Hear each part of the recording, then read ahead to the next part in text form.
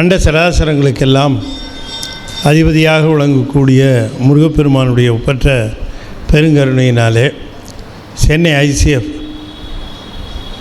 கமலநாத சங்கம் மிகச்சிறப்பாக நிகழ்த்தி கொண்டிருக்கக்கூடிய மணிவாசக பெருமான் அருளி செய்த திருவாசகத்தில் சென்னிப்பத்து என்கிற பகுதியை நாம் தொடர்ந்து சிந்திப்பதற்கு திருவருள் கூட்டியிருக்கிறது. நம்முடைய வரலாற்று முறை திருவாசகத்தில் நாம் இதை இரண்டாவதாக வைத்திருக்கிறோம். இது இரண்டாவது பதிகம். முதல்ல போற்றி திருவகவல். ஏன் அப்படி நம்ம அப்போ அந்த மாதிரி ஒரு சிந்தனை செய்தோம்? இதுதான் அவர் அடுத்ததாக பாடியிருக்கக்கூடிய வாய்ப்பு இருக்கிறது அப்படின்னு நாம் ஒரு சிந்தனைக்குரிய விஷயமாக இதை நாம் ஏன் எடுத்துக்கிட்டோம்னா, அதிலே சொல்லியிருப்பேன், இந்த நூல் வைத்திருக்கிறவர்களுக்கு தெரியும். அதாவது போற்றி திரு அகவல் அருளி செய்த பிறகு சாமி நிட்டைக்கு போயிடுவாங்க. ஒரு பேரானந்த அனுபவ நிலைக்கு அவர்கள் செல்வார்கள். அந்த ஆனந்த அனுபவ நிலையில் அவர்கள் எத்தனை காலம் இருந்தார்கள் என்பது அவர்களுக்கு தெரியாது. சாதாரணமாக நீங்கள் தூங்கி முடித்ததுக்கப்புறம் எத்தனை மணி நேரம் தூங்குனீங்கன்னு நீங்கள் கடிகாரத்தை பார்க்காம சொல்லணும். முடியுமா?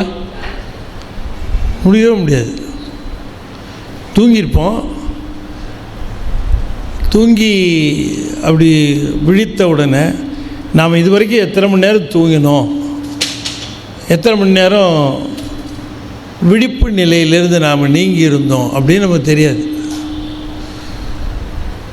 கடிகாரம்னு ஒன்று இல்லைன்னு வச்சுக்கோங்க, சிக்கலாகி போகும். அன்றைக்கி அப்படித்தான்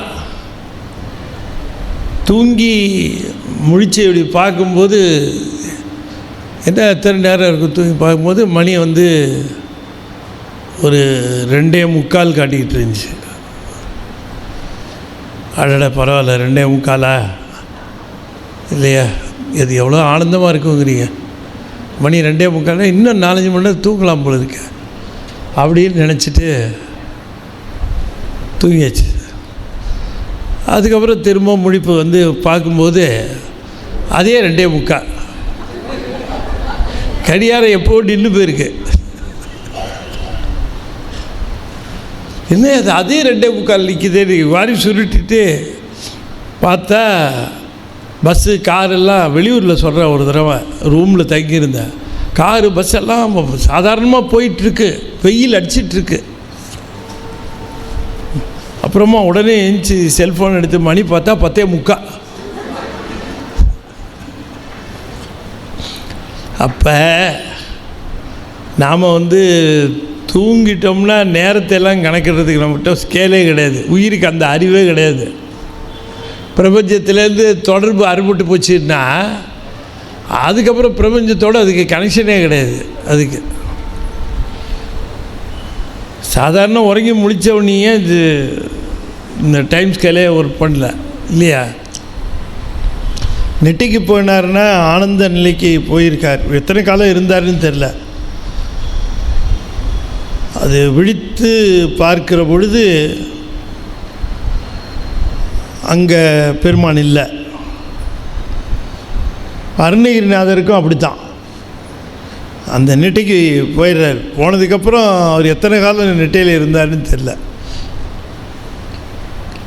சாமி அப்படி தான் நெட்டையில் இருந்தாங்க. அப்படி இருந்ததுனால தான் பாடலில் நான் எவ்வளோ இன்பம் அனுபவிச்சேன்னு சொல்ல முடியும் இல்லையா? அந்த நினச்சி பார்த்து தான் நான் சொல்கிறேன்.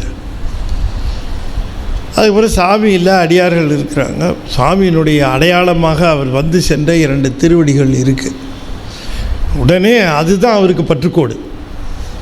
உடனே அதை பற்றி கொண்டார். அடியார்களிடையே தன்னை விட்டு சென்றிருப்பதை உணர்கிறார். அடியார்களை அழைத்து செல்லும்போது தன்னையும் அழைத்து செல்வார் அப்படிங்கிற ஒரு இல்லையா அந்த ஒரு எண்ணம். இப்போ திருவடி இருக்குது, சாமி வந்துட்டு போனதுக்கு அடையாளம். அந்த திருவடி இல்லைன்னு வச்சுக்கோங்களேன், கண்டது கனவுன்னு நினப்பு வந்துடும், இல்லை ஏதாவது இல்லூஷனோ ஏதோ ஒன்று கற்பனையோன்னு நினப்பு வந்துடும். இல்லை வந்துட்டு போனதுக்கு அவர் உட்கார்ந்த இடத்துல அவருடைய திருவடி பதிஞ்ச திருவடி இருக்குது அப்படின்னு ரொம்ப ஆனந்தமாக அந்த திருவடி தான் முதல் பற்றுக்கோடு. அதனால் அந்த திருவடியை எடுத்து, இந்த திருவடி தான் தன்னுடைய சிரசின் மேலே பெருமான் சூட்டிய திருவடி என்று எண்ணி அந்த திருவடியை வணங்குகிறார். அந்த திருவடியைத்தான் போற்றுகிறார், அந்த திருவடிக்குத்தான் பதிகம் பாடுகிறார், எல்லாமே அந்த திருவடிக்குத்தான் செய்கிறார். இப்போ இந்த திருவடியை பிரதானமாக வைத்து அவர் வழிபட்டதை பாண்டியன் பார்த்து தான் அவருடைய கோயிலை அந்த மாதிரி அமைத்தான். சாமி எப்படி வழிபடுறாருன்றதை பார்த்துருப்பான் இல்லையா, வந்து பார்த்ததுனால அந்த திருவடியையும் சாமியும் பிரிக்காதபடிக்கு கோயில் கட்டி வச்சிருக்கு. அந்த திருவடியில் தன்னுடைய அனுபவங்களை, தன்னுடைய அந்த ஞான அனுபவத்தினுடைய பிழிவை சாமி சொல்லுகிறார். இதில் பார்க்கிற பொழுது எங்கேயும் விட்டுட்டு போட்டிய சாமி எப்போ வந்து கூட்டிகிட்டு போவேங்கிற அந்த இது இல்லை. ஏன்னா அடியார்களோடு இருக்கிறதுனால அடியார்கள் அழைக்கிற பொழுது தன்னையும் அழைத்து போவார் அப்படிங்கிற எண்ணம். அப்படி பாடினது தான் இந்த சென்னிப்பத்து. ஆகவே இந்த சென்னிப்பத்து என்று சொன்னாலும் கூட இதில் அந்த திருவடியை போற்றி அது தன்னுடைய நினைவிலிருந்து அகலாத நிலையை குறிப்பிடுவது. பெருமான் வந்து தனக்கு திருவடி சூட்டியதும் திருவடி தீட்சை தந்ததும் அந்த திருவடியை பார்க்கிற பொழுதெல்லாம் அந்த திருவடியின் பெருமையை நினைந்து போற்றி, அந்த திருவடியை நினைந்து போற்றும் முகமாக இந்த பல பதிகங்களை அருளி செய்கிறார். அதில் முக்கியமாக இந்த சென்னிப்பத்து, அதில் ரொம்ப முக்கியமாக சென்னிப்பத்து.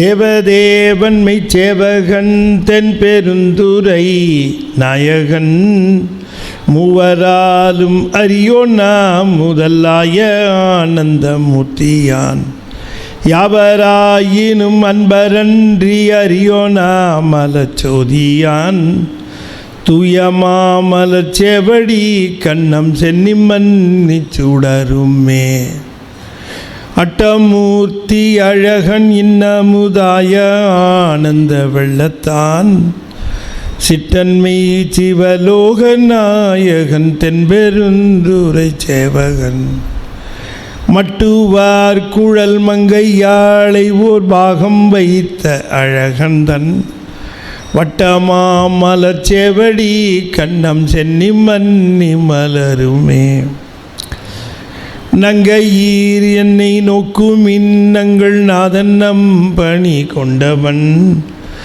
தெங்கு சோலைகள் சுழ்பெருந்துரை மேய சேவகன் நாயகன் மங்கைமார் கையில் வளையும் கொண்டெம் உயிரும் கொண்டெம் பணிகொள்வான் பொங்கு மாமலர்ச்செவடி கண்ணம் சென்னி மன்னி பொலியுமே பத்தர் சூழ பராபரன் பாரில் வந்து பார்ப்பான் என சித்தர் சூழ சிவபிரான் தில்லை முதுநடம் செய்வான் எத்தனாகி வந்தில் புகுந்தமை ஆளும் கொண்டம் பணிகொள்வான் வைத்த மாமலர்ச்செவடி கண்ணம் சென்னி மன்னி மலருமே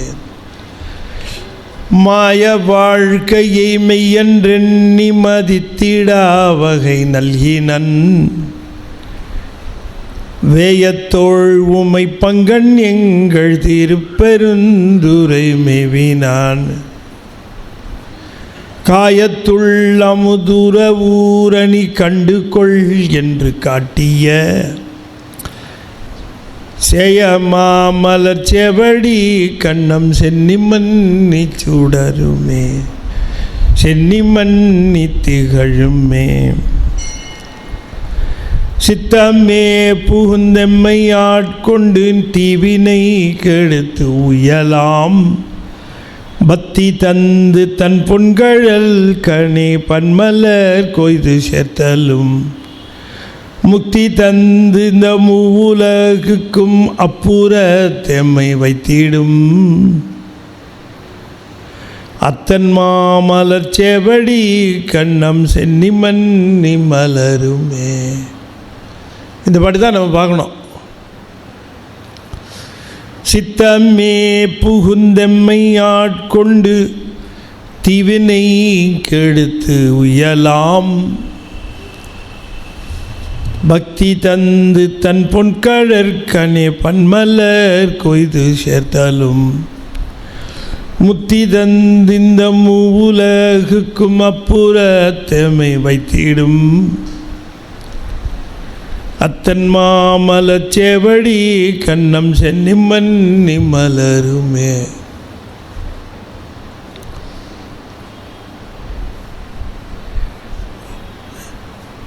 நம்முடைய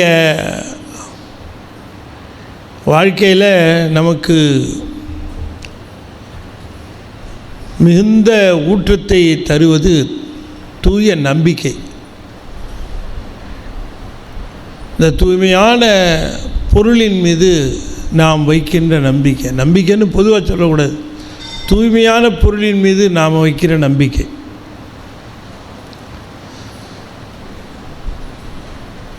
தூய்மையான பொருளின் மீது நாம் வைக்கின்ற நம்பிக்கை நம்மை கொண்டு போய் தூய்மையிலே சேர்த்து விடும். நமக்கு நம்பிக்கை இருப்பதாக நாம் சொல்லுகிறோம். ஆனால் நம்முடைய நம்பிக்கையின் அளவு என்ன என்று நாம் கேட்டு பார்க்கிற பொழுதுதான் அதனுடைய உண்மை தன்மை தெரியும். எவ்வளவு தூரம் நம்புகிறோம் என்பதை நம்முடைய அந்த பக்குவம் தெரிவித்துவிடும்.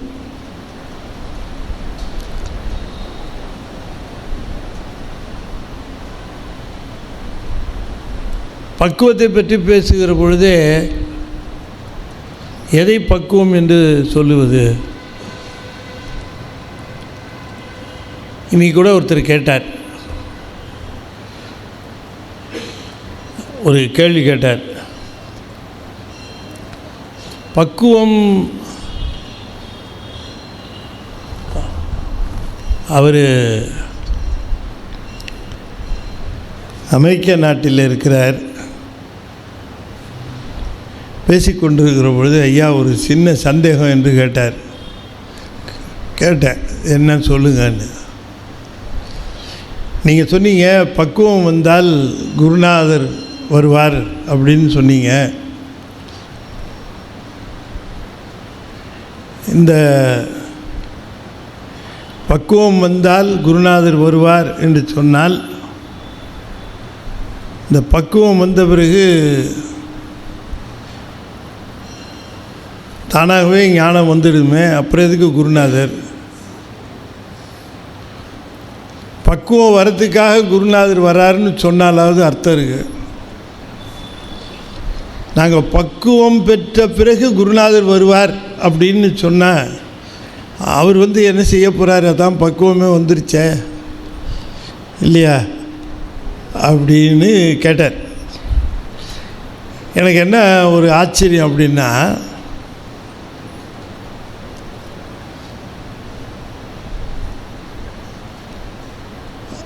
அருணந்தி சிவம் 2020 இதே கேள்வியை கேட்குறார். மெய்கண்டார இதே கேள்வியை கேட்குறார். உயிருக்கு பக்குவம் வந்துருச்சுன்னு சொன்னால்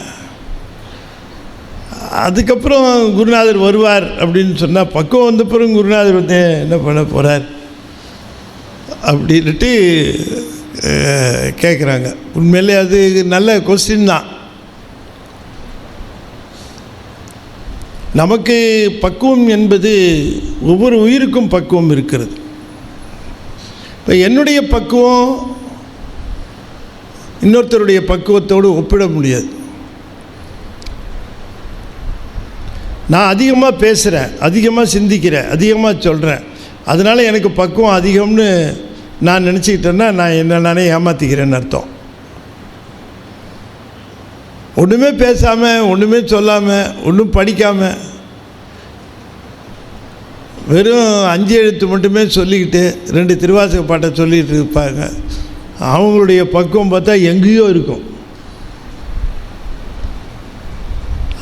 அப்போ இந்த புறத்தில் வச்சு கண்டே பிடிக்க முடியாது, யாரையும் கண்டுபிடிக்க முடியாது, யாரையும் கண்டுபிடிக்க முடியாது. சிவத்துக்கு தான் தெரியும், இல்லைன்னா சிவமாக வர குருவுக்கு தெரியும். குருவுக்கு தெரியும், ஏன்னா அது குரு இல்லையே, அது சிவம் இல்லை அது. அதனால் அதுக்கு தெரியும் இந்த உயிருக்கு என்ன பக்குவம் இருக்குது. அவருக்கு நான் சொன்ன ஒரே ஒரு உதாரணம் சொன்னேன். அந்த உதாரணத்தை தான் இப்போ உங்களுக்கு சொல்கிறேன்.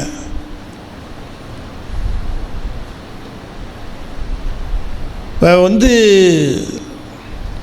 வயிறு திம்முன்னு இருக்கு, பசியே இல்லை, திம்முன்னு இருக்கு. அவனுக்கு பெரிய விருந்தை கொண்டு போய் கொடுத்து என்ன பிரயோஜனம்? இந்த இவ்வளோ பெரிய விருந்து இருக்குது எடுத்துக்கோ, இந்த இவ்வளோ பெரிய விருந்து எடுத்துக்கோ அப்படின்னு கொடுத்து என்ன பிரயோஜனம்? பிரயோஜனம் இல்லை. அதனால் முதல்ல அவனுக்கு பசி வர வைக்கணும். பசி வந்ததுக்கு பிறகு தான் உணவு கொடுத்தா அவனால் என்ஜாய் பண்ண முடியும். எனவே உணவு கொடுக்குறவர் பசி வர வரைக்கும் வெயிட் பண்ணுவார். அதுபோல் ஆன்மாவுக்கு பசி வர்றது தான் பக்குவம் வருது. அது பக்குவங்கிறது பசி வரணும், தாகம் வரணும். பக்குவம் என்பது என்னென்னா, ஈசன் மேலே நமக்கு இருக்கக்கூடிய அன்பு இருக்க, அது தூய்மையாதல், அதுதான் பக்குவம். அந்த அன்பு தூய்மையாக பசி கிளம்பும். இப்போ அவங்களுக்கு கொண்டு போய் கொடுத்தா எப்படி சாப்பிடுவாங்க? பசி இருக்கிறவங்களுக்கு கொடுத்தா எப்படி சாப்பிடுவாங்க? அதனால குருநாதர் கொண்டு வந்து கொடுக்க வர்றார். அப்படி தான் அதை பார்க்கணும். நம்பிக்கை என்று சொன்னது எது என்று கேட்கிற பொழுது, நாம் நம்முடைய அந்த அன்பை தூய்மைப்படுத்தி கொண்டே வர வேண்டும். தெரிந்தோ தெரியாமலோ, அறிந்தோ அறியாமலோ, புரிந்தோ புரியாமலோ நாம் சிவத்தை சந்தேகப்பட்டுக்கிட்டே தான் இருப்போம்.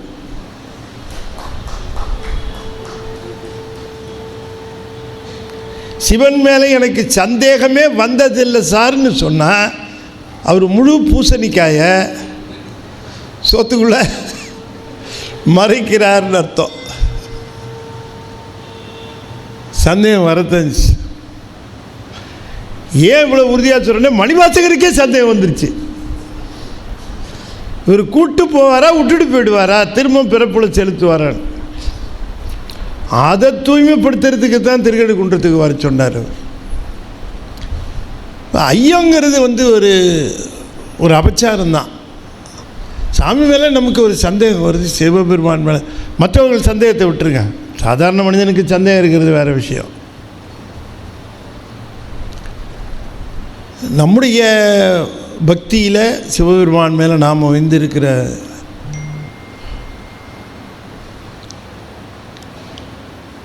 இடர்களையாரேனும் எமக்கு இறங்காரேனும் படரு நெறி பணியாரேனும்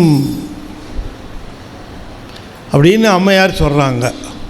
கொஞ்சம் நம்ம மேலே அப்ளை பண்ணி பார்த்துப்போம். இடர்களையாரேனும் எமக்கு இறங்காரேனும்.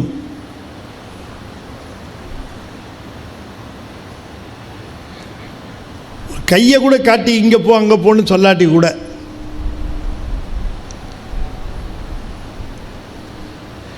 ஆக இந்த ஒரு இதைத்தான் பக்குவங்கிறது. பக்குவம் வேறு ஒன்றும் கிடையாது. பக்குவம் என்பது தூய அன்பு.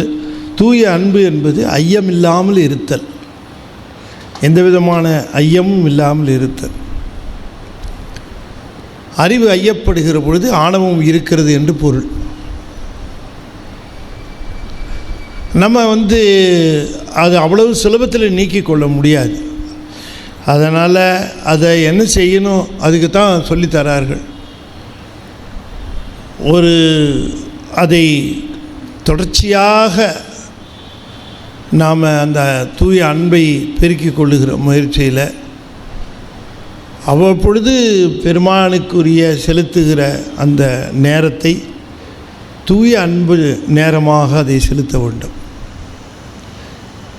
எந்த கோரிக்கையும் இல்லாத, எந்த ஐயமும் இல்லாத, எந்த தேவையும் இல்லாத ஒரு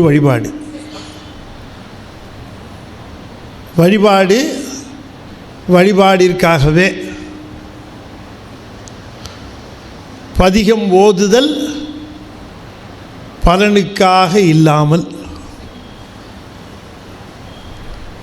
பதிகம் ஓதுதல் பதிகத்திற்காகவே. ஆகையினாலே இந்த பதிகம் ஓதுதல், நம்முடைய அன்பை செலுத்துதல் எந்த விதமான ஒரு தூய்மையான அன்பாக அதை செய்து கொண்டே வருகிற பொழுது பக்குவம் முதிர்ந்து கொண்டே வருகிறது. உற்றாரை ஆண் வேண்டேன் ஊர் வேண்டேன் பேர் வேண்டேன், கற்றாரை ஆண் வேண்டேன் கற்பனமும் இனியமையும், குற்றாலத் தமர்ந்துரையும் கூத்தா உன் குறைகளற்கே, கற்றாவின் மனம் போல கசிந்து உருக வேண்டுவர். இதுதான் தூய்மையான அன்பு. இந்த அன்பைத்தானே அவர் நமக்கு போதிக்கிறார், கேட்குறார். ஆகையினால திருவாசகம் நம்முடைய அன்பை தூய்மைப்படுத்துவது. திருவாசகம் ஒரு பக்தி நூல் அப்படிங்கிறத இந்த பாட்டில் சொல்கிறார். பக்தி தந்து தான் அது முத்தி தருகிறது. பக்தி என்பது தூய அன்பை வளர்த்தல். தூய அன்பு ஐயமில்லாமல் எதையும் எதிர்பாராமல் செலுத்துகிற அந்த அன்பு. அந்த அன்போடு தூவுகிற மலருக்கு இருக்கிற வலிமை இருக்குது பாருங்கள், அந்த வலிமை வேறு எதுக்கும் கிடையாது. மலை மாதிரி மலர் போடுறமே, அந்த மலருக்கு ஏன் அவ்வளோ வலிமைன்னு கேட்டால் அந்த பக்தியோடு போடுகிற மலர். சம்பிரதாயத்துக்காக சடங்குக்காக போடுகிற மலர் அல்ல.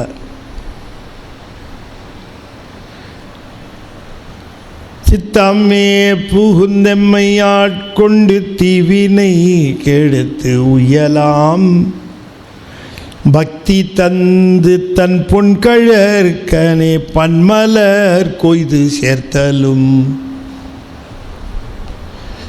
இதுதான் இந்த பன்மலர் கொய்து சேர்த்தல் அப்படின்னு சொல்லுகிறார். பார்த்தீங்களா, பன்மலர் கொண்டு சேர்த்தலும்னு போடல, பன்மலர் கொய்து. நம்மளே பறித்தோம்னா அதுக்கு இருக்கிற எஃபெக்ட்டு ரொம்ப, மரத்தில் நம்மளே வளர்த்து நம்மளே கொய்து. அது ஏன்னா கொய்து நம்ம கைக்கு வரத்துக்குள்ளே அந்த பூ படுற பாடு இல்லையா. கொய்தது எங்கேயோ யாரோ எப்போவோ நம்ம கையில் வருது, என்ன பண்ணுறது, அதாவது கிடைக்குதே. அதனால் எவ்வளவு ஒரு வார்த்தை தான் வைக்கிறார். அது பக்தி தந்து தன் பொன்கழற்கனே பன்மலர்னாரு. என்ன அதை 8, 10, 16, 20 என்ன அதை பன்மலர் கொய்து. நீயே உன் கையால் கொய். சிவநாமத்தை சொல்லி சிவகாமி ஆண்டார் செய்தார் இல்லையா அவர், அதுபோல் கொய்து சேர்த்தலும் முத்தி தந்திந்த மூவுலகுக்கும் அப்புற தேமை வைத்திடும். மூவுலகுக்கும் அப்புறம் எமை வைத்திடும். இந்த மூவுலகு என்பது அப்படி எதுன்னு பார்க்கிற பொழுது ஒரு பொருள் பூலோகம், சொர்க்கம், நரகம் அப்படின்ட்டு. ஆனாலும் கூட இதில் ஒரு பொருள் எப்படி அதை எடுத்துக்கொள்ள வேண்டும் என்று சொன்னால், கொஞ்சம் கொஞ்சமாக நாம் அது மேலே ஏறிக்கிட்டு போயிட்டே இருக்கணும். நாம் இதில் எப்படி ஏறுறோங்கிறத நமக்கு கணக்கு பண்ணி காட்டுறதுக்கு தான் கலைகள் வைத்திருக்கிறார்கள். 5 கலைகள் இருக்குது. அதில் நிவர்த்தி கலை, பிரதிஷ்டா கலை, வித்யா கலை, சாந்தி கலை, சாந்தி அதீத கலை. இதுதான் 5 படி, நம்ம ஏறுற படி. இந்த 5 படிகளிலும் நாம் ஏறிக்கொண்டு இருக்கிறோம். சரியக்கிரிய யோகத்தில் விட்டுருங்க, இது ஒரு தனி படி நிலை. இந்த படிநிலைகளில் உலகு என்று சொல்லக்கூடிய முதல் உலகம் இந்த நிவர்த்தி கலை உலகம். அதுதான் பிரம்மாவோட உலகம். அது பிரம்மனோட கண்ட்ரோல். நிவர்த்தி அது பிரம்ம உலகம். அதை தாண்டணும். அதை தாண்டினா திருமால், அவர் 2வது பிரதிஷ்டா கலை. 3வது தாண்டணும் உருத்திரன், வித்யா கலை. இந்த 3ஐயும் தாண்டி போன சாந்தி கலை வரும், மகேஸ்வர உலகம்.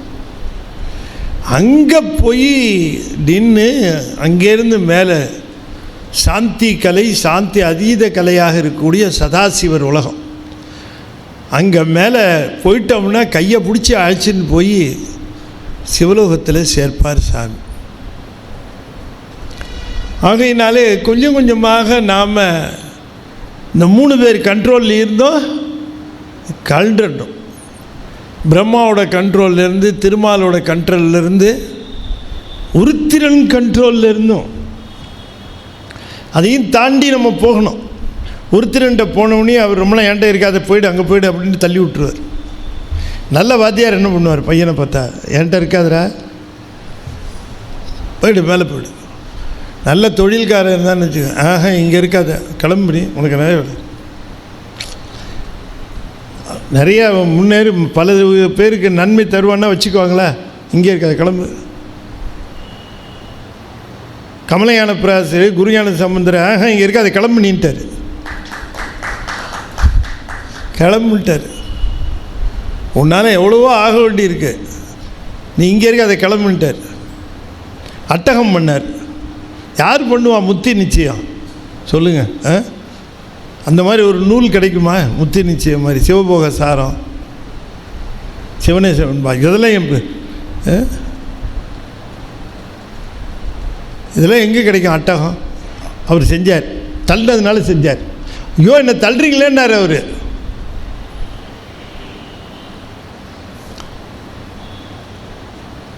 அப்படி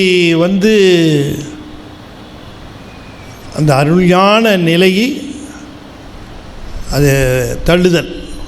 அது மாதிரி உருத்திரன்ட்ட போயிட்டா வச்சுக்க மாட்டார், தள்ளுவார். மேலே மேலே போ அப்படின்னு சொல்லுவார். பிரம்மாட்டையும் திருமால்ட்டையும் போனால் பிரம்மா சொல்லுவார், இங்கேருந்து போயிடாத, ஏன்னா கணக்கு கொடுத்தாகணும், இங்கேயே சுற்று, என்ன வேணால் இங்கேயே சுற்று, என்ன பிறப்பு வேணாலும் தரேன், பள்ளி வேணாலும் தரேன், பாம்பு வேணாலும் தரேன், தேள் வேணாலும் தரேன், ஏரியா விட்டு போயிடாத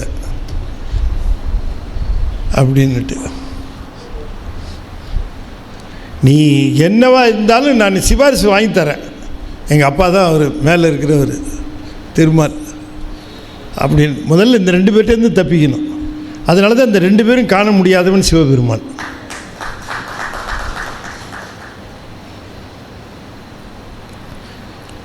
சித்தமே புகுந்தெம்மை ஆட்கொண்டு தீவினை கெடுத்து உயலாம்,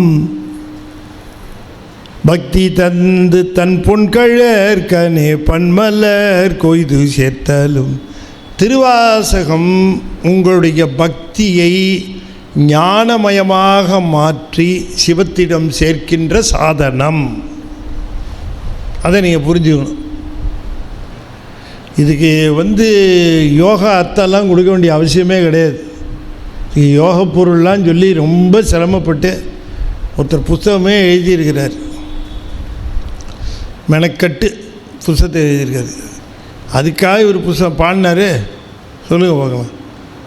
எல்லாரும் அன்பை பெருக்கி உய்வு பெற வேண்டும், அது இதுலேயே சொல்லுகிறார். பக்தி தந்து தன் பொன்கழற்கனே பன்மலர் கொய்து சேர்த்தலும் யோகம் சேர்ந்து நின்று பாடி சொன்னார. நேரம் எங்கே போயிட்டார்? முத்தின்னு போயிட்டார். பக்தியினால் ஞானத்தை அடையலாம்.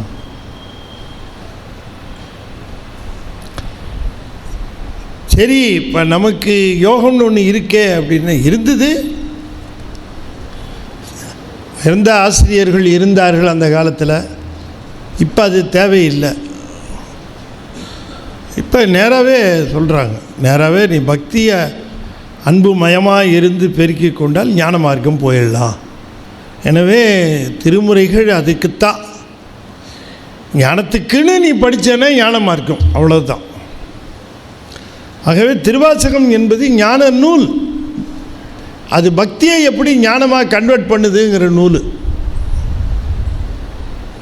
எதுக்கு நடுவில் சிரமப்பட்டுக்கிட்டு உடம்பை கஷ்டப்படுத்திக்கிட்டு அதெல்லாம் வேண்டாம்.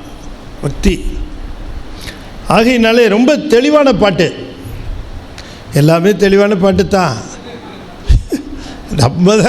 நம்ம கிடந்து குழம்புறோம், ஏதோ நம்ம புரிஞ்சுக்கிறோம். அதில் சித்தமே புகுந்தெம்மை ஆட்கொண்டு தீவினை கெடுத்து உயலாம். பக்தி தந்து எனக்கு கொடுத்தது பக்தி தான். நான் பெருமான் மேலே பக்தியை செலுத்தினேன், பன்மலர் கொய்து பரவினேன். பெருமானுக்கு நான் செய்த பக்தியின் காரணமாக எனக்கு அவர் ஞானத்தை தந்தார் அப்படின்னுட்டு டிக்ளேர் பண்ணுறார். எனக்கு பக்தியினாலே எனக்கு அவர் இதை தந்தார். மூவுலகுக்கு அப்புறம் எமை வைத்திடும். இந்த மூவுலகு சாந்தி கலை, சாந்தி அதீத கலை, அதில் கொண்டு போய் நிறுத்தும். அதிலிருந்து மேலே போயிடணும் நம்ம. ஆகையினாலே இந்த தத்துவங்களை கடப்பது என்பது பக்தியினாலே நாம் கடப்போம். இப்போ நாம் அதை எப்படி செய்யலாம் அப்படின்னு கேட்கிற பொழுது, நம்முடைய இந்த ஒவ்வொரு நாளிலும் ஒரு குறிப்பிட்ட கால வரையறையை நாம் இப்படிப்பட்ட பக்திக்காக நாம் ஒதுக்கலாம். அந்த நேரத்தில் அதாவது உங்களுக்கு எப்போ சௌரியமாக இருக்கும் அந்த நேரத்தில் எதையும் எதிர்பாராமல், எதையும் சிந்திக்காமல், ஈசனுடைய கருணையையே எதிர்பார்த்து, ஈசனுடைய கருணையையே நினைந்து பார்த்து,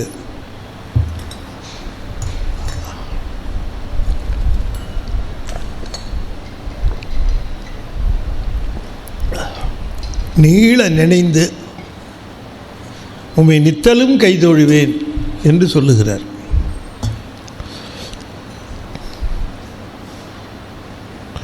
அப்பரும் சொல்கிறார், நீளமான் நினைந்து என்று குறிப்பிடுகிறார் அப்பர் சுவாமியார். நீளமாக நினைந்துன்னு சொல்கிறார் அப்பர் சுவாமியார். நீளமாக நினைக்கிறது என்று சொல்லுவது நாம் சிவனை சிவனுக்காகவே நினைத்தல், வேறு எதுவுமே இல்லை. அது கொஞ்ச காலத்தில் என்னாகும், நீங்கள் உங்களை அறியாமல் தியானத்திற்குள் போவீர்கள். தியானம் போகிறதுக்கான வழி என்ன அப்படின்னு கேட்குற பொழுது, அன்பு பக்தி நாம் அதை வளர்த்து கொண்டே இருக்கிற பொழுது நம்மையும் அறியாமல் நம்முடைய அன்பினுடைய முதிர்வில் நாம் நம்மை இழந்து நம்மை மறந்து அந்த அன்பிற்குள்ளே செல்லுவோம். நம்மை அறியாமல் நம்முடைய அன்பினுடைய முதிர்வில் நாம் நம்மை இழந்து நம்மை மறந்து அந்த அன்பிற்குள்ளே செல்லுவோம். நம்மை அறியாமல் நம்முடைய அன்பினுடைய முதிர்வில் நாம் நம்மை இழந்து நம்மை மறந்து அந்த அன்பிற்குள்ளே செல்லுவோம். தியானம் என்பது அதுதான். ஆகையினாலே இந்த பாட்டு நமக்கு சொல்லுவது, இந்த அத்தன் மாமலர் சேவடிக்கண் நம் சென்னி மன்னி மலருமே என்று அந்த தியானத்தை குறிப்பிடுகிறார்.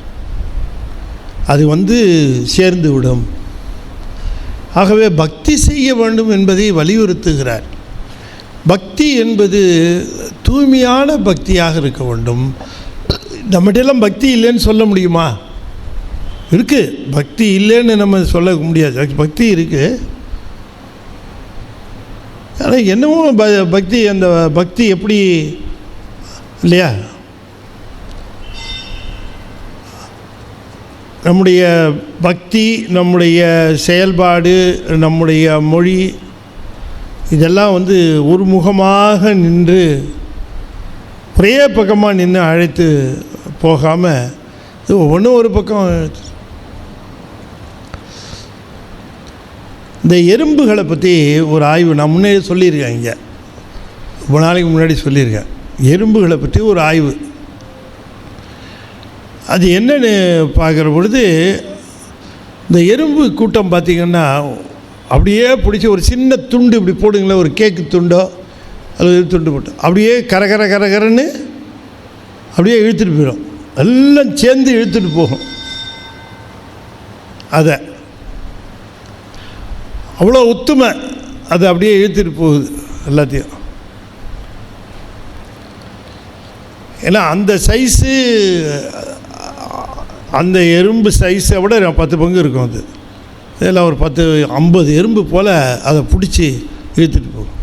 இப்போ நாம் என்ன நினைக்கிறோம், 50 எறும்பும் அதை அப்படி இழுத்துட்டு போகிறது, ஒத்துமையாக இழுத்துட்டு போகுதுன்னு நினைக்கிறோம்ல. அவர் என்ன பண்ணார், இந்த கேக் அப்படி இழுத்துட்டே போகும்போது நடுவில் சின்னதாக ஒரு ஷார்ப்பாக ஒரு பொருளை வச்சு அந்த கேக்குக்கு நடுவில் அப்படி கட் பண்ணார். டக்குன்னு கட் பண்ணால் ஒரு துண்டு இப்படி போகுது, ஒரு துண்டு அப்படி போகுது. இப்படிலாம் வந்துட்டு இருந்துச்சு.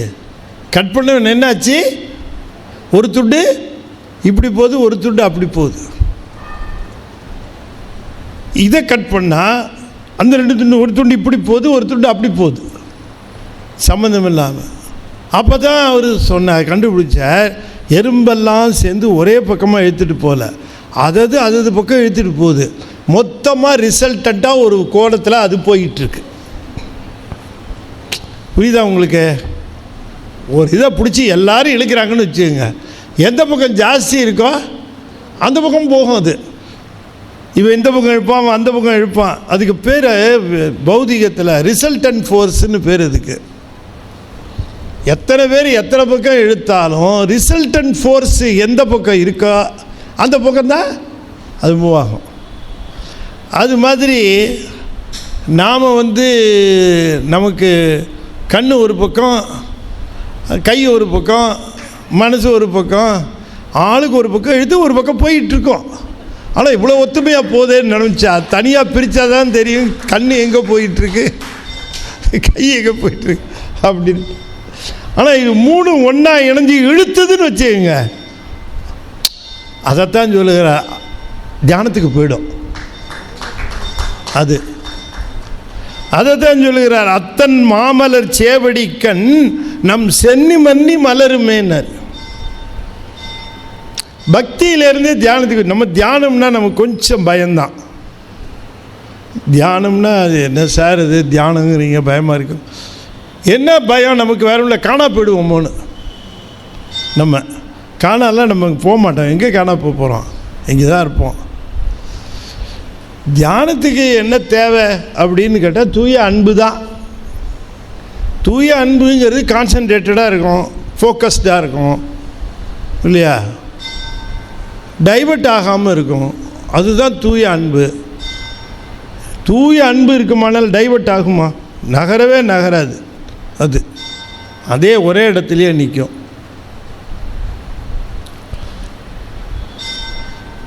நம்ம வழிபாடு செய்கிறோம், பெருமானையே நினைச்சு செய்கிறோம்.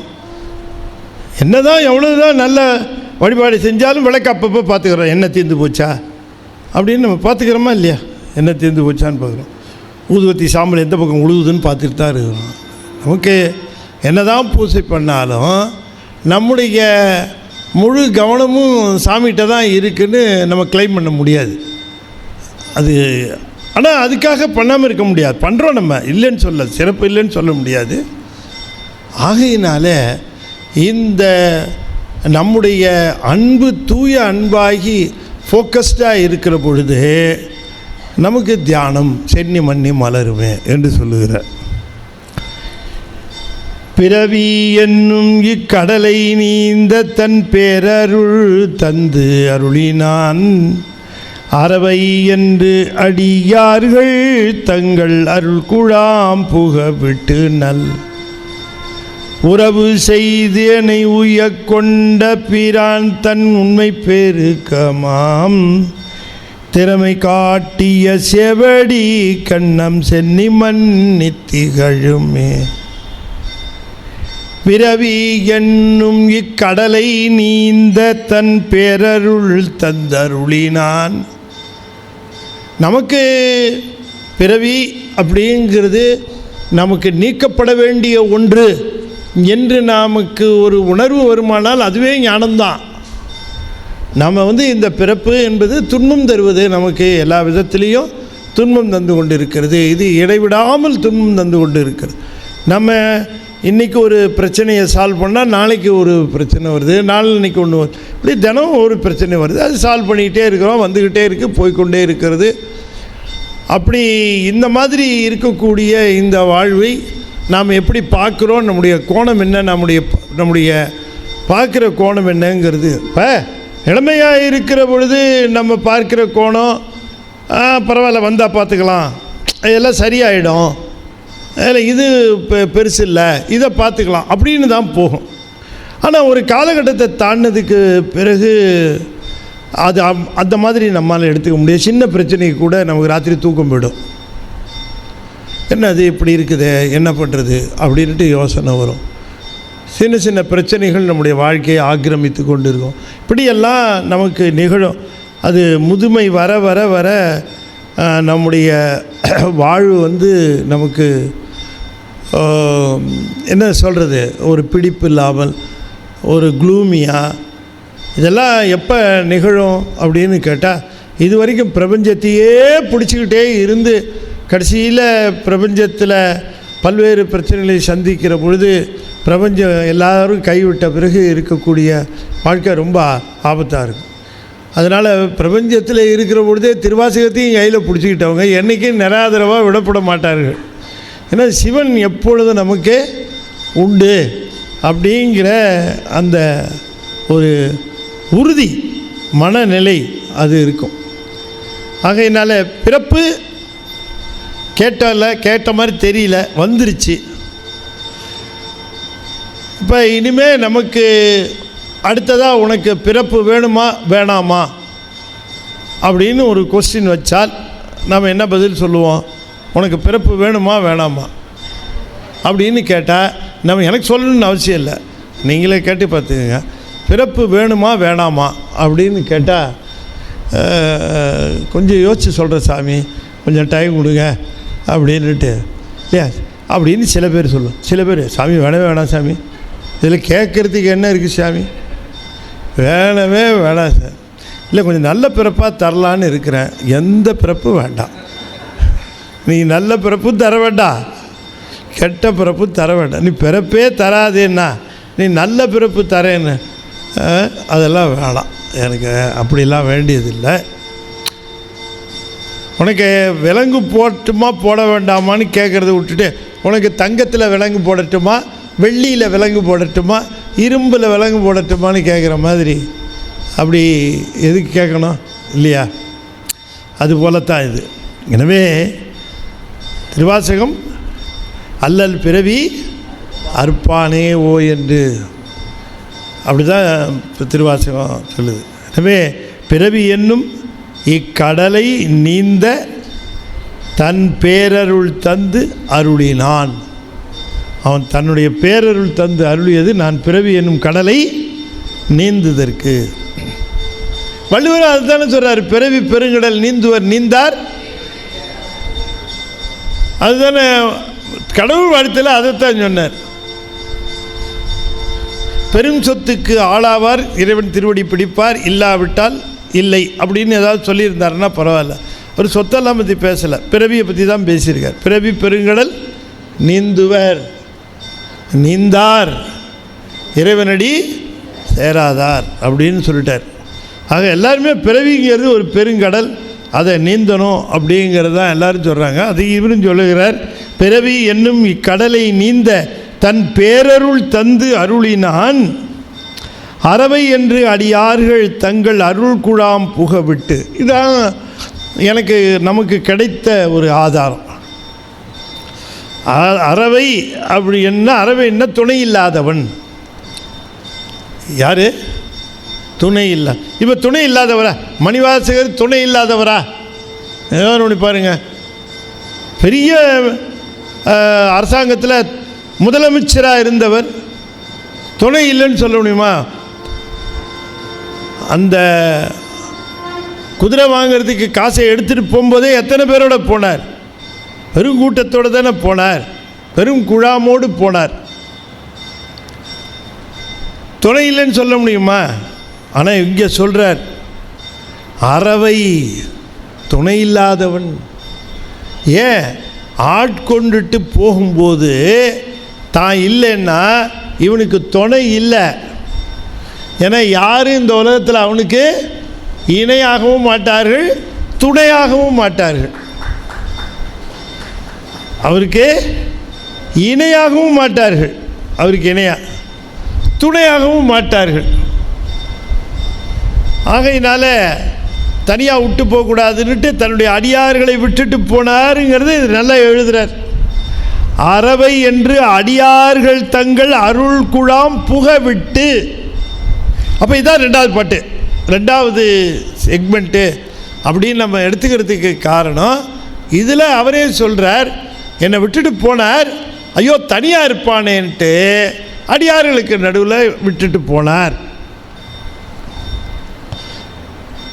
பிறவி என்னும் இக்கடலை நீந்த தன் பேரருள் தந்தருளினான், அறவை என்றடியார்கள் தங்கள் அருள் குழாம் புகவிட்டு நல் உறவு செய்தனை உய்ய கொண்ட பிரான் தன் உண்மை பெருக்கமாம் திறமை காட்டிய செவடி கண்ணம் சென்னி மன்னித்திகழுமே. அந்த திருவடியை பார்த்தவர் அவர். திருவடியினுடைய வடிவத்தை அவருக்கு பெருமான் தந்துவிட்டு போனார். அதையே பற்றுக்கோடாக கொண்டு இந்த அடியார்கள் என்கிற உறவிலே இருக்க என்று என்னை விட்டு விட்டு போனார். அடியார்களெல்லாம் அங்கே இருக்கிறார்கள், அடியார்களோடு அங்கே இருக்கிறார். அங்கே பெருமான் எப்படி முன்பு வந்தாரோ அதுபோல் மீண்டும் வந்து அழைத்து போவார் என்கிற எண்ணத்திலே நல் உறவு செய்து என்னை உய்யக்கொண்ட பிரான். நல் உறவு என்ன? என்னோட உறவு செய்து கொண்டார் அப்படின்னு கேட்டால், நல்லுறவுங்கிறது குருசீட உறவு. இப்போ பெருமான் நமக்கு எந்த உறவில் இருக்கிறார் அப்படின்னு கேட்டால், நமக்கு தலைவன் அடிமை, அல்லது தந்தை மகன், அல்லது தோழமை, இப்படிப்பட்ட உறவு. ஆனால் இந்த உறவெல்லாம் உறவல்ல. எது நல்லுறவு? குரு சீடர். அதான் நல்லுறவுனர். நல்லுறவு செய்துவிட்டு போனார். பிறவி என்னும் இக்கடலை நீந்த தன் பேரருள் தந்தருளினான், அறவை என்றடியார்கள் தங்கள் அருள் குழாம் புகவிட்டு நல் உறவு செய்தனை உய்ய கொண்ட பிரான் தன் உண்மை பெருக்கமாம். நல்லுறவு செய்தார். பெருமானுக்கு நமக்கு இருக்கக்கூடிய உறவு நல்லுறவாக இருக்க வேண்டும், நல்லுறவாக இருக்க வேண்டும். அது குருசீட உறவாக இருக்க வேண்டும். அந்த குருசீட உறவைத்தான் நல்லுறவு என்று சொல்லுகிறார். ஆகவே நல்லுறவு செய்து என்று சொன்னதுனால பெருமான் ஞான மார்க்கத்துக்கு வந்துவிட்டார். சரியில் இல்லை, கிரியையில் இல்லை. ஒருவேளை சரியில் இருந்தார் தலைவனாக இருந்தார், கிரியையில் இருந்தார் தந்தையாக இருந்தார் என்றெல்லாம் சொல்லலாம். ஆனாலும் இங்கே அந்த பல இடங்களில் சொல்லுகிறார், என்னுடைய தந்தை அவர்தான், அத்தன் அவர்தான், என்னுடைய தலைவன் அவன்தான் நாடு என்று சொன்னாலும் கூட இந்த இடத்துல தெளிவாக சொல்லுகிறார், நல்லுறவு செய்து கொண்ட. இந்த நல் உறவுங்கிறது என்ன? சன்மார்க்கம், குருசீட உறவு, அதுதான் நல்லுறவு. உறவு செய்தனை உய்ய கொண்ட பிரான் தன் உண்மை பெருக்கமாம் திறமை காட்டிய செவடி கண்ணம் சென்னி மன்னி திகழுமே. உண்மை பெருக்கம் என்பது திருவருளினுடைய பெருக்கம், திருவருள் பெருக்கம். உறவு செய்தனை உய்ய கொண்ட பிரான் தன் உண்மை பெருக்கமாம் திறமை காட்டிய செவடி கண்ணம் சென்னி மன்னி திகழுமே. என்னுடைய அத்தனை பந்தங்களையும் அந்த நொடியில் தீர்த்து வைத்தார். எத்தனை விதமான லிட்டிகேஷன்ஸ் இருக்கும். சாமி இப்போ எனக்கு அருள்றேன்னு வந்துட்டார், சரி உன்னை அருள் கொண்டு உன்னை ஆட்கொண்டு உன்னை அழைத்து போகலான்னு வந்திருக்கிறேன், ஏதாவது சிக்கல் இருந்தால் சொல்லு, அதெல்லாம் தீர்த்து வைக்கலாம். சரிப்பா ரொம்ப கஷ்டப்படுற வாழ்க்கையில் உனக்கு எப்படியாவது உன்னை மேலே ஏற்றிடலான்னு முடிவு பண்ணியிருக்கேன், உனக்கு என்னென்ன சிக்கல் இருக்குது சொல்லு, எல்லாத்தையும் தீர்த்து வைக்கலாம் அப்படின்னு கேட்டால் இவன் விடுத்து ஒவ்வொன்றா சொல்கிற சிக்கலை பார்த்துட்டு பெட்டர் நீ சிக்கலோடய இருந்துறது நல்லதுன்னு நினைக்கிறேன். பொதுவாக முடிச்சுட்டு இவ்வளோ சிக்கலா, இவ்வளோ பிரச்சனையா? மனுஷனுக்கு பிரச்சனை இருக்கலாம் ஐயா, பிரச்சனையே மனுஷனாக இருந்தால் எப்படியா முடியும்?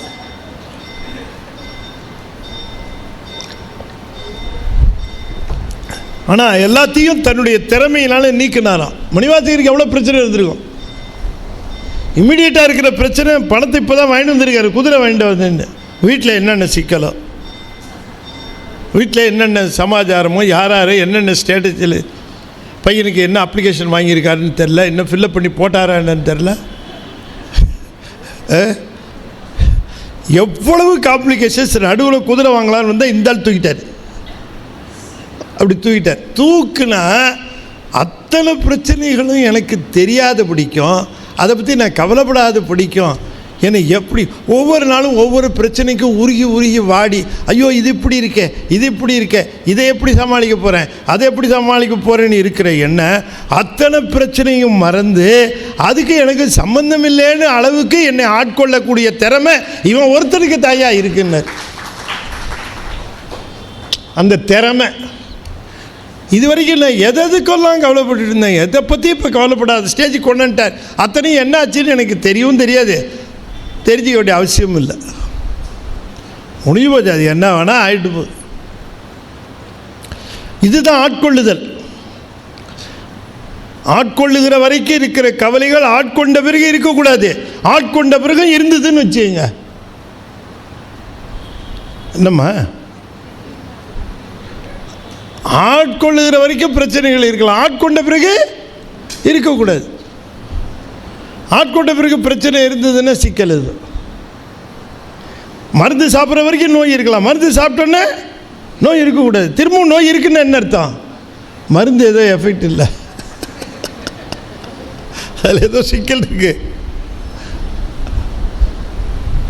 அப்போ சாமி சொல்கிறாரு, ஆட்கொண்டுட்டா போதும், அவ்வளோதான். சாமிகிட்ட போய் பிரச்சனை 1 பிரச்சனை 2 பிரச்சனை 3 சொல்லிகிட்டு இருக்க வேண்டியதில்லை. அவர்கிட்ட all will be taken care of.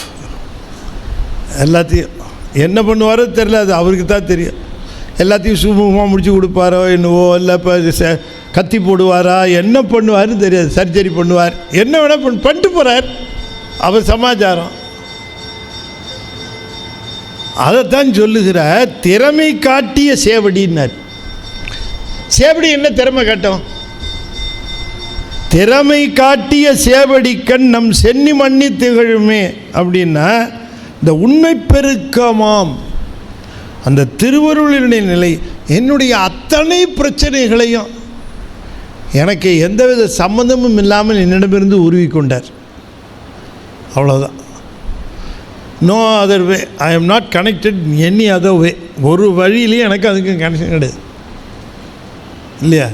அப்படி தானே அப்படி தான் தூக்குவார். அவனும் பாண்டியனும் என்னென்னவோ ட்ரை பண்ணி பார்த்தான். என்ன பண்ணார் இவர் பணத்தை அப்படின்ட்டுலாம் ட்ரை பண்ணி பார்த்தான். சாமியே வந்து கடைசியில் இல்லையா, பாண்டியன் தனக்கு பரிமாவிற்று ஈண்டு கனகம் இசையப்பெறாது என்று சாமி கீர்த்தி திரகவில் சொல்லுகிறார். ஆகையினால இதை எப்படி தீர்த்து வைப்பார், அதை எப்படி தீர்த்து வைப்பார், இதை எப்படி சரி பண்ணுவார், அதை எப்படி சரி பண்ணுவார். இப்போ என்னை கூப்பிட்டா எனக்கு இவ்வளோ பிரச்சனை இருக்குது, சாமி கூப்பிட்டா போகலான்னு நினச்சா இவங்களை யார் பார்த்துக்குவா, அவங்கள யார் பார்த்துக்குவா, அவங்களுக்கு என்ன நடக்குமோ இவங்களுக்கு என்ன நடக்குமோ, அதுதான் நம்ம கவலை. சமயத்தில் நமக்கு ஒரு கற்பனை வந்துருச்சு, சாமி ஒரு வேளை நம்மளை கூப்பிட்டால், கூப்பிட மாட்டார், சரி கூப்பிட்டா இவங்கெல்லாம் என்ன பண்ணுறது, எதுக்கு இவங்க கதி என்ன ஆகுறது, அவங்க கதி என்ன ஆகுறது, இவங்க கதி என்ன, ஒரு அதுக்கு தான் நம்மளை வச்சுருக்காரு போல இருக்கு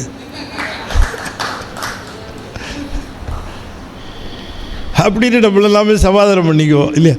அதுக்கு தான் சரி இதெல்லாம் கவனிச்சிக்கணும், அப்படி தான் வச்சுருக்காரு போல இருக்கு. அது இயல்பு தானே.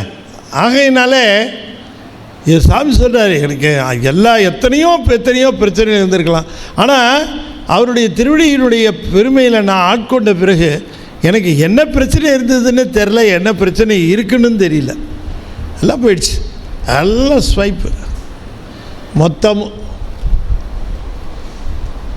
மொத்தம் எரேஸ் ஆகிடுச்சு.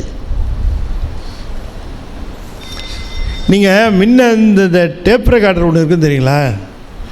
டேப் ரெக்கார்டரில் இந்த ஸ்பூல் மாதிரி இருக்கும், அந்த நம்ம சின்னதாக டிஸ்க் மாதிரி இருக்கும், அது என்ன அதுதானே அது பேர், இந்த இவ்வளோ பெருசு இருக்கும், அப்படி போட்டோம்னா ஓடும் இல்லையா, ஃபுல்லாக ஓடும். டேப்பு தான். இப்போ அந்த டேப்பில் என்ன பண்ணியிருப்பாங்க, நம்ம புதுசாக எதாவது ரெக்கார்ட் பண்ணணுன்னு வச்சா அதில் ஒரு எரேஸ் ஹெட்டுன்னு இருக்கும், அந்த எரேஸ்ன்னு இருக்கும், அதை அப்படி அமுத்திட்டிங்கன்னு வச்சுங்களேன், நீங்கள் இது ஓடும்போதே என்ன பண்ணிடும், அது அதை அழிச்சிடும், ஃபுல்லாக அழிச்சிடும். என்ன நம்ம ஒரு இப்போ அது 3/4 மணி நேரம் ஓடுது அந்த டேப்னா 3/4 மணி நேரம் வெயிட் பண்ணணும், ஃபுல்லாக அதை எரேஸ் பண்ணணும். 3/4 மணி நேரம் இதை போட்டு விட்டோம்னா அது எரேசர் ஹெட்டை ப்ரெஸ் பண்ணிட்டோம்னா, ரெக்கார்டுன்னு ஒரு ஹெட்டு மாதிரி எரேஸ்ன்னு ஒரு ஹெட்டு ஃபுல்லாக எரேஸ் பண்ணிட்டோம். அதுக்கப்புறம் எடுத்து அதில் வேறு ஏதாவது பதிவு பண்ணிக்கலாம். ஆல் இண்டியா ரேடியோவில் அவன் ரெக்கார்டர் ஸ்பூல் எப்படி இருக்குன்னா இவ்வளோ பெருசு இருக்கும், ஸ்பூலு அது இவ்வளோ பெருசு இருக்கும், ஓடும் அது. இப்போ அவன் எரேசர் ஹெட்டு போட்டு அது எரேஸ் பண்ணுறதுன்னா எப்படி எரேஸ் பண்ணது, அவன் பாட்டுக்கு 3 மணி நேரம் 4 மணி நேரம் ஓடுறது, அதை எரேஸ் ஹெட்டு அமுக்கிட்டு அதை போட்டு 3 மணி நேரம் உட்கார முடியுமா என்ன? அவன் ஒன்று வச்சுருக்கான், அதுக்கு டிமேக்னடைசர்னு பேர். தோசைக்கல் மாதிரி இருக்கும், தோசைக்கல் மாதிரியே இருக்கும். இல்லை இப்போ இன்னும் தோசைக்கல்லுன்னு சொல்கிறத விட இப்போ உதாரணம் சொல்லணுன்னா இண்டக்ஷன் ஸ்டவ் மாதிரியே இருக்கும். இண்டக்ஷன் ஸ்டவ் கொஞ்ச நாளில் நமக்கு எல்லாருக்குமே இண்டக்ஷன் ஸ்டவ்வில் ரொம்ப பிடித்தமான, இப்போவே பாதி பேருக்கு அது போச்சு, விலை ஏறி போச்சான். இண்டக்ஷன் ஸ்டவ்வுக்கு, எலக்ட்ரிக் ஸ்டவ்வுக்கு, இதுக்கெல்லாம் விலை ஏறி போச்சான். அப்புறம் சரி அதான் ஏறி போச்சா, விறகு வாங்கலான்னு பார்த்தா விறகு விலை ஏறிடுச்சா. அது இப்படி சரி, அது இண்டக்ஷன் ஸ்டவ் மாதிரி இருக்கும்.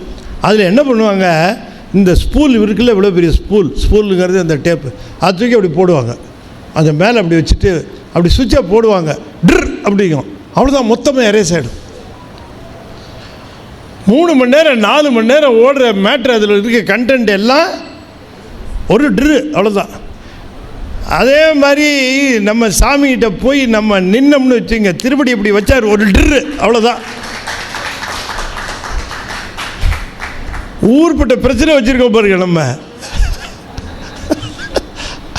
அத்தனையும் ட்ரு தான், ஒரே எரேஸ் தான். நமக்கு அப்படி தான் பண்ணிட்டார் அவருக்கு. இப்படி பண்ண அந்த சேவடியினுடைய திறமையை என்னன்னு பாராட்டுறது. இப்போ எதை பற்றி கவலை இல்லை இல்லைங்களா? புழுவினால் பொதிந்திடு குரம்பையில் பொய்தனை ஒழிவித்திடும் எழில்கொள் சோதியம் ஈசன் எம்பீரான் என்னுடைய அப்பன் என்றென்று தொழுத கையினராகி தூமலர் கண்கள் நீர் மல்கு தொண்டர்க்கு வடிவிலா மலர்ச்செவடி கண்ணம் சென்னி மன்னி மலருமே. புழுவினால் பொதிந்திடு கூரம்பையில் பொய்தனை ஒழிவித்திடும் எழில்கொள் சோதியம் ஈசன் எம்பீரான் என்னுடைய அப்பன் என்றென்று நமக்கு சொல்கிறார். இதை நாம் தொழுத கையினராகி தூமலர் கண்கள் நீர்மல்கு தொண்டர். தொழுத கைகள் கண்களில் கண்ணீர் மல்கணும். இது நமக்கு இருக்கக்கூடிய ஒரு தேவையாக சொல்லுகிறார். இது என்ன செய்யும்னாரு, புழுவினால் பொதிந்திடு குரம்பையில் பொய்தனை ஒழிவித்திடும். இந்த உடம்பை பற்றிய பொய்யை இது ஒழிவித்து விடும், பொய்யை போக்கிவிடும். இப்போ என்ன செய்யணும்? கைகளை தொழுது கண்களிலே கண்ணீர் மல்க எழில்கொள் சோதி எம் ஈசன் எம்பிரான் என்னுடைய அப்பன் என்று என்று கதற வேண்டும். நமக்கு சொல்லித்தரார் சாமி. இதுதான் பக்தி என்று சொல்லுகிறார். ஆகையினாலே இந்த உடம்பு புழுவினால் பொதிந்திடு குரம்பை, புழுவினால் பொதிந்திடு குரம்பையில் பொய்தனை ஒழிவித்திடும். பொய்தனை ஒழிவித்திடும்னா இந்த உடம்பை சுற்றி இருக்கக்கூடிய செய்திகளிலே நமக்கு இருக்கக்கூடிய ஆர்வத்தை நீக்கிவிடும். நமக்கு இது மேலே இருக்கக்கூடிய அட்டாச்மெண்ட்டு, ஒரு ஆர்வம், இதை ஒழிவித்து விடும். ஆகையினாலே நாம் ஈசனுடைய திருவடியை நாம் பற்றி அதனுடைய பயனை பெற வேண்டும் என்று சொன்னால், புழுவினால் பொதிந்திடு கூரம்பையில் பொய்தனை ஒழிவித்திடும் எழில்கொள் சோதியம் ஈசன் எம்பீரான் என்னுடைய அப்பன் என்றென்று. எழில்கொள் சோதி எம் ஈசன் எம்பிரான் என்னுடைய அப்பன் என்று என்று தொழுத கையினராகி தூமலர் கண்கள் நீர் மல்கு தொண்டர்க்கு வழுவிலா மலர் செவடி கண்ணம் சென்னி மன்னி மலருமே. இப்படி இருக்கிற தொண்டர்களுக்கு நிச்சயமாக இந்த திருவடி அவர்களுக்கு சாத்தியப்படும். ஆகவே திருவடியை பெறுவதற்கு பக்தியினுடைய உச்சம்தான். திருவடியை பெறுவதற்கு ஞானம் வேண்டும். ஞானம்தான் மருந்து, ஞானம்தான் சாதனம், சந்தேகம் இல்லை. ஆனால் ஞானம்னா என்னவோன்னு நினச்சிட்டு நம்ம கவலைப்படக்கூடாது. நமக்கு எங்கே இருக்குது ஞானம்னு கவலைப்படக்கூடாது. நாம் செலுத்துகிற அன்பு தான் ஞானம். நாம் எவ்வளவுக்கு எவ்வளோ தூய் அன்பை செலுத்துகிறோமோ, ஞானம் ஈசன்பால் அன்பே. ஆகையினால அன்பு தான் ஞானமே தவிர நம்ம ஞானம்னா என்னவோ தனியாக அது இது போல கிடையாது. நம்ம அன்பு மெய்மைப்பட தூய்மைப்பட அதுதான் முதலிருந்து நான் சொல்கிறேன். அன்பு தூய்மைப்படுகிறதா? அன்பு தூய அன்பு என்னென்னா, ஏதாவது ஒன்று கேட்டு அன்பு செலுத்தினால் அது தூய்மை இல்லாத அன்பு. எதையும் கேளாமல் உண்மையாக அன்பு செலுத்தினால் அதுதான் தூய்மை அன்பு. வேற ஒன்றும் இல்லை வித்தியாசம். கூடும் அன்பினில் கும்பிடலே அன்றி வீடும் வெண்டா விரலின் விளங்கினார் அப்படின்னு தெய்வ சேக்கிழார் சொல்லுகிறார். புழுவினால் பொதிந்திடு குரம்பையில் பொய்தனை ஒழிவித்திடும். இந்த உடம்பு நிலை இல்லாததல்லவா, இது மாறிக்கொண்டே இருப்பது. இந்த உடம்பை நாம் ஸ்தரம்னு நினைக்கக்கூடாது. என்றாவது ஒரு நாள் நம்மை விட்டு நீங்க போகிறது. அப்படி நீங்குவதற்கு முன்பாக நமக்கு இது பல்வேறு உபகாரங்களையும் செய்கிறது, பல்வேறு துன்பங்களையும் தருகிறது. அப்படிப்பட்ட இந்த உடம்பு நாம் இருக்கும்போதே, காற்றுள்ள போதே தூற்றிக்கொள் என்பது போல, இந்த உடம்பு இருக்கிற பொழுதே இந்த உடம்பினுடைய நிலையாமையை நாம் உணர்ந்து இந்த உடம்பின் மேல் நாம் வைத்திருக்கின்ற நிலைத்த தன்மை பற்றை நீக்கி கொண்டு, உடம்பு இருக்குது ஆனால் இது நிரந்தரம் அல்ல, இதனால் நிலையான பொருளை நாம் பெற்றுவிட வேண்டும் என்று அதை நாம் உணர வேண்டும். இந்த கதை உங்களுக்கு சொல்லியிருக்கேன்னு நினைக்கிறேன் ஏற்கனவே. ஒரு பெரிய ஒரு நாடு, ஒரு பெரிய நாடு இல்லை, ஒரு சின்ன நாடு. அந்த நாட்டில் ஒவ்வொரு தடவையும் ஒரு ராஜாவை தேர்ந்தெடுப்பாங்க. எப்படி தேர்ந்தெடுப்பாங்கன்னா, அது பல்வேறு முறைகள் வச்சுருக்காங்க. போகிறவனை பிடிக்கிறது, இல்லை எதாவது பண்ணுறது, புத்தியாக இருக்கிறது, எப்படியாவது ஒரு ஆளை பிடிப்பார்கள். பிடித்து அவரை அரச பதவியில் ஏற்றி விடுவார்கள். அப்புறம் அவன் ஆட்சி செய்யலாம். அவன் மாதிரி ஆட்சி செய்கிற பொழுது அவனுக்கு 5 ஆண்டுகள் அவனுக்கு ஆட்சி செய்கிற உரிமை. 5 ஆண்டுகள் ஆட்சி செய்த பிறகு அவனை கொண்டு போய் அந்த ஊரிலேருந்து கடற்கரை ஓரமாக இருக்கக்கூடிய அந்த கடலில் கொண்டு போய் நடுவில் வனாந்தரத்தில் இருக்கக்கூடிய ஒரு தீவில் கொண்டு போய் இறக்கி விட்டு வந்துடுவாங்க. அவ்வளோதான். அந்த தீவில் அவன் ஒத்தாளாக இருந்து அங்கே ஒன்றும் கிடைக்காது, பசி பட்டினி தாகம்னு செத்து போக வேண்டியது. ஆனால் இதுதான் சட்டம்.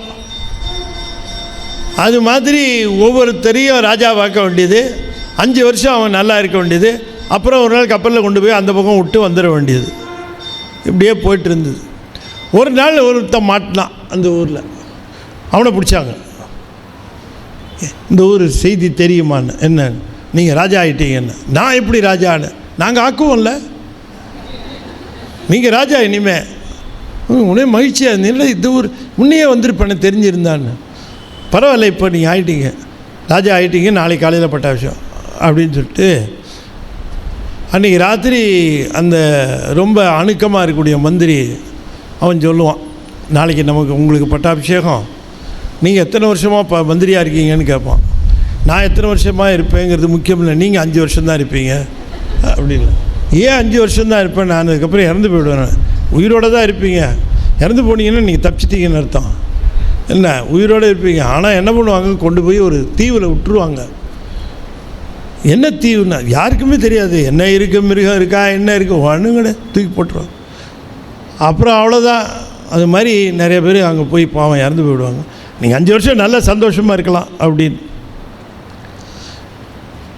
சரிட்டு இவன் பட்டாபிஷேகம் ஆச்சு. இவனுக்கு 5 வருஷம் இருந்தான். இவன் என்ன பண்ணான், ஆட்சியில் இருக்கும்பொழுதே முதல் தடவையே நிறைய கப்பலில் ஆட்களை ஏற்றிட்டு எந்த தீவில் கொண்டு போய் இறக்கி விடுவாங்களோ அந்த தீவில் போய் அது எப்படி இருக்குன்னு சுற்றி பார்த்து, இதான் ராஜா வச்ச, இப்போ ராஜா தன்னை அந்த இடத்த தோட்டம் போட்டு உழுது பயிரிட்டு தண்ணியை கிளப்பி எல்லாம் பண்ணி பூங்கா வச்சு சிறப்பாக பண்ணி அந்த இடத்தையே செழிப்பாக்கிவிட்டா 5 வருஷத்தில்.